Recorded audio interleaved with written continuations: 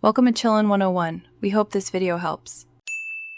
In this video, I will explain how to create a dashboard in Sumo Logic. Dashboards are powerful tools that offer a centralized, real-time view of your operational data, helping you monitor system health and identify critical trends at a glance. To begin, simply navigate to the Dashboards page within your Sumo Logic environment. From there, you will select the option to create a brand new dashboard, setting the foundation for your data visualization journey. Once your new dashboard is ready, the next step is to populate it with data by adding panels. Each panel represents a distinct visualization of your information.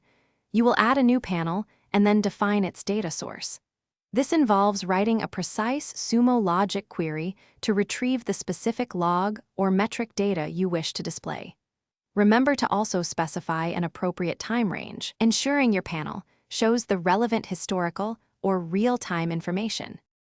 After defining your data query, the next crucial step is to configure its visualization. Sumo Logic offers a variety of visualization types, such as line charts for trends, bar charts for comparisons, and tables for detailed data. Select the type that best represents your data story. You can then customize various chart properties, including axes, colors, and legends, to ensure your panel effectively communicates key insights to your audience with clarity and impact. With your panels configured, you can now customize the dashboard's layout by arranging them for optimal viewing. Consider adding interactive filters, which allow users to dynamically explore the data by adjusting parameters like time ranges or specific fields. Finally, share your completed dashboard with team members or stakeholders.